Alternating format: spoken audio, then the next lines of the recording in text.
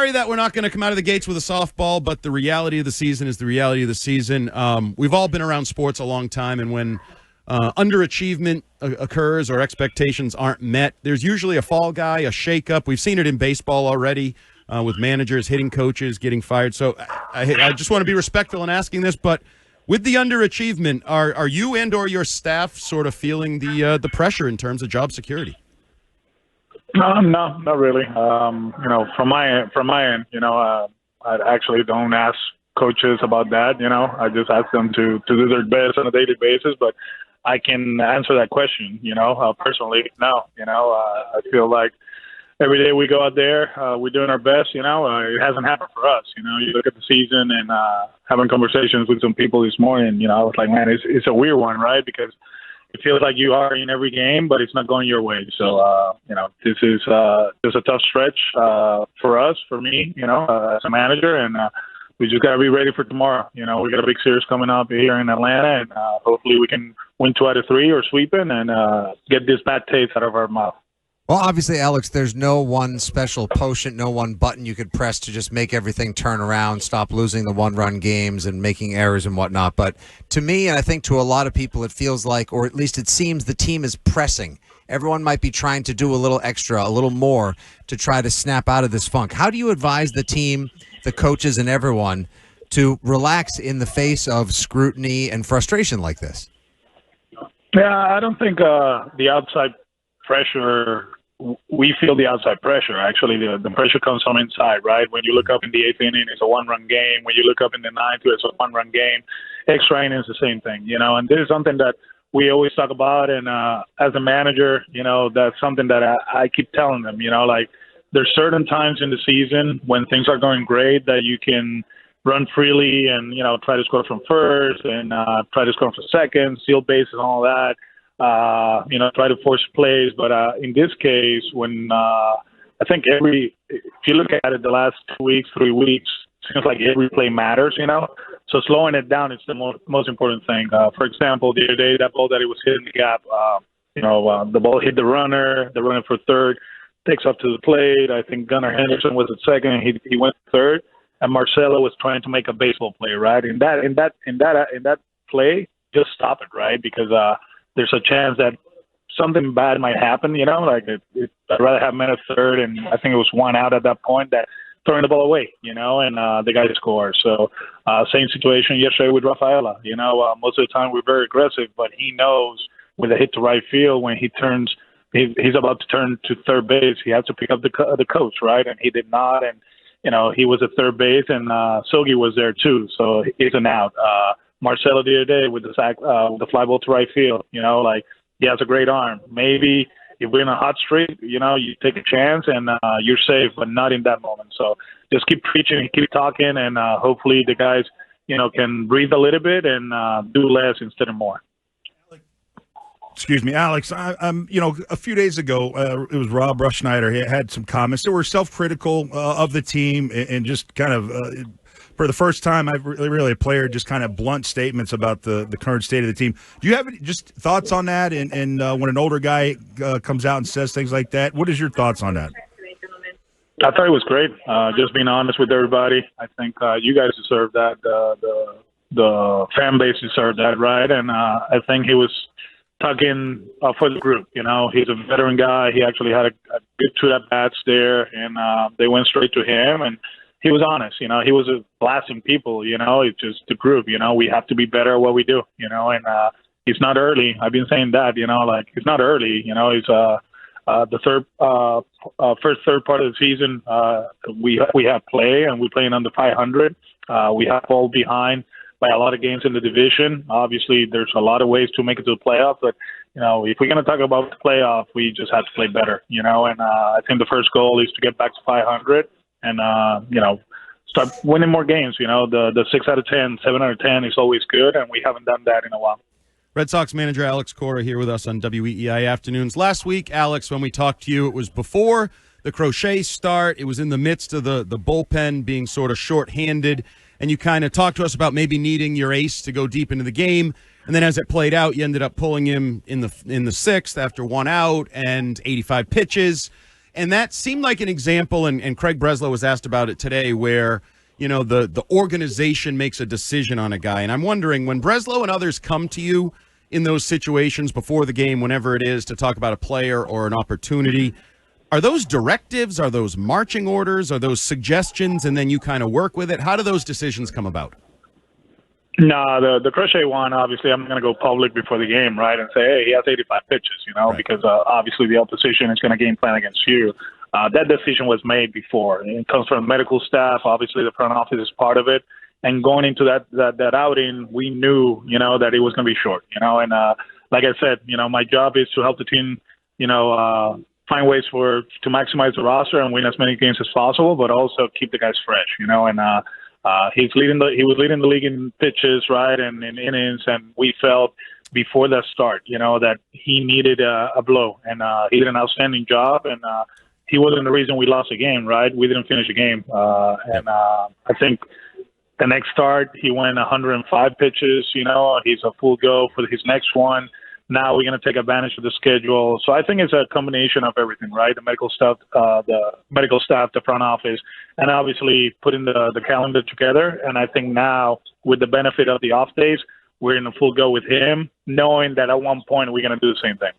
Alex, I was the one who suggested last week that maybe Crochet could throw his first complete game in the majors, and you laughed and looked at me and said, wouldn't that be great? I feel it broke my heart, Alex. An 85 pitch complete game. He's not Greg Maddux.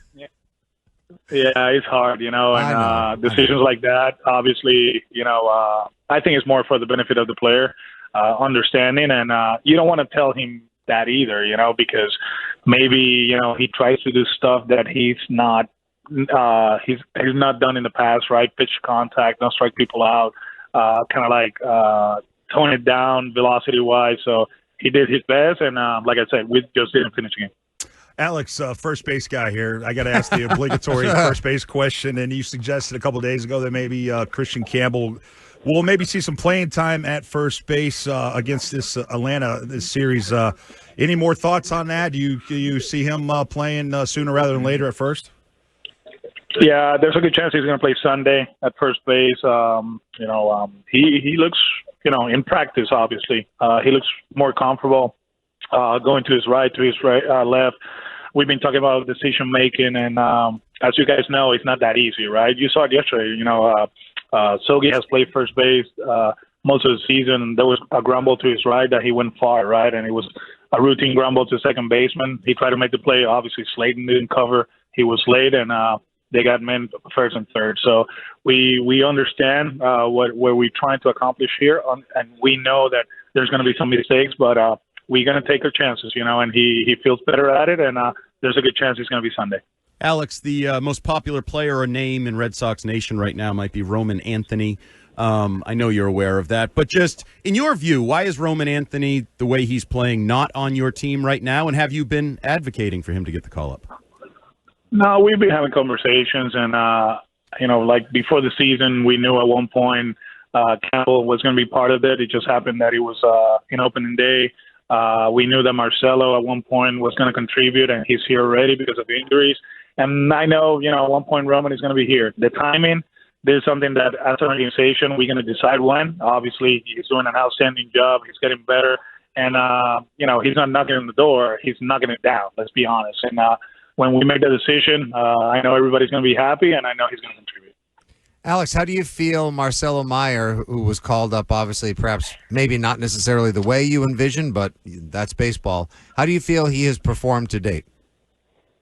He's been good. And one of the things that we knew coming into the situation, he's not going to panic. You see him playing defense at shortstop, playing defense at third base.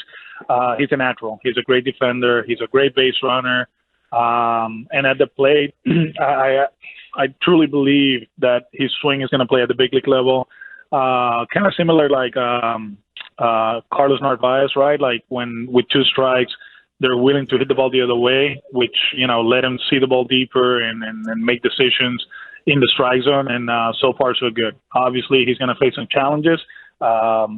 We can talk about rookies, right? And we live in it right now with Kristian, right? He was the best rookie in the big leagues in April, and now he's struggling in May. So we just have to help him to go through stretches, understanding that they're going to have some, obstacles throughout the process, and that's what we're here for, to help him to be better.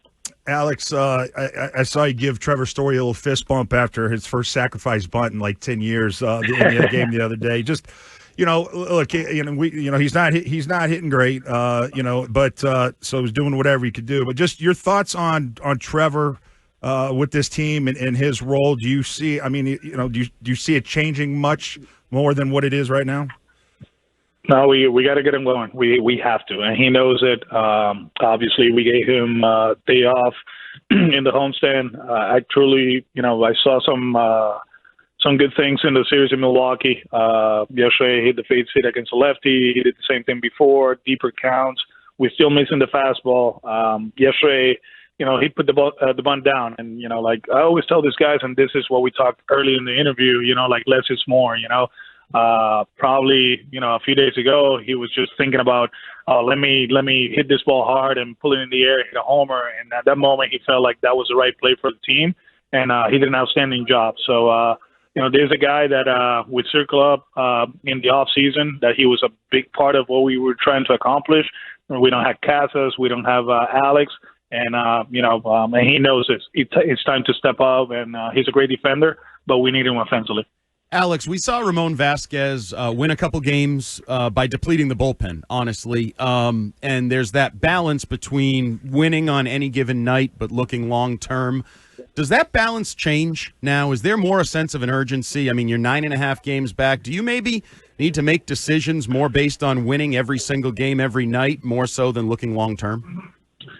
I mean, as you guys know, the rotation needs to go deeper, for us to be able to win games and sustain momentum. The rotation needs to do their job, right? And if you look at the season, we had a great series in Kansas City. Then we go to Detroit, and Tanner struggled in the first day. We need to use the bullpen, and then we have two tough games. Tuesday, Wednesday, I think it was. We lost in extra innings, and that was it, right? So, yeah, we're going to be aggressive. I think having multi-inning guys in the bullpen is going to help us to continue to be aggressive. But at the end, I'm a big believer that you need the rotation to give you more than 4 2/3 or 4 innings. We need at least 5, so it's sustainable. Because it looks great for 2 days or 3, but the bullpen felt it towards the end of the week, and we don't need that. Will there be any? Will you guys get to a point sometime soon, Alex, you feel like where guys won't be limited to 85, 90 pitches? It seems like Bayo was a little frustrated yesterday, obviously shorter outing for Crochet. Are we going to get to a point where you're just going to let some of the guys go the distance sometime soon, or is it still I think go for it, please. No, in the case of Bayo yesterday, he had 80 pitches in 4 innings. That's not efficient. And basically was 50-50, as far as like strike throwing and balls, right? He was behind in the count a lot. The line looks good, right? It was 1 run or 2 runs, whatever, but the matchup was a good one for us with Bernie and Yelich, and we knew that we had Dobbins as a multi-inning guy, and we passed the baton all the way to the end. We just didn't finish the race, right? So sometimes it's going to be, medical dictated, right, like Crochet, but then after that he went 105, whatever it was. And sometimes it's going to be performance-wise and the matchups, and understanding that today was an off day, and we were going to be able to be aggressive with Dobbins yesterday. Just like I've been saying a lot, and I think too many times, we just didn't finish the game. Alex, do you see Marcelo Meyer being just a third baseman? Do you see him ultimately winding up at that position, or do you see him maybe somewhere else? You mean this season or in his career? Yeah, let's say in his career.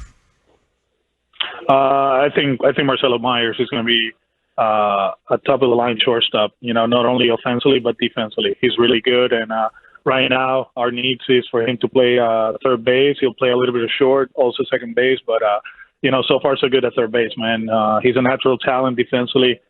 He's a kid that I don't know if you guys have talked to him, but when you talk to him, the passion that he talks about defense is refreshing. He understands that for us to win games. You have to play great in both sides of the ball, right? Offensively, you have to contribute, but if you're not contributing offensively, you got to take hits away, and he's been doing that. All right, Alex, we appreciate you joining us as we do every week. I know these aren't the easiest questions to answer right now at this time and the way things are going, but good luck down in Atlanta. Hopefully we get this turned around.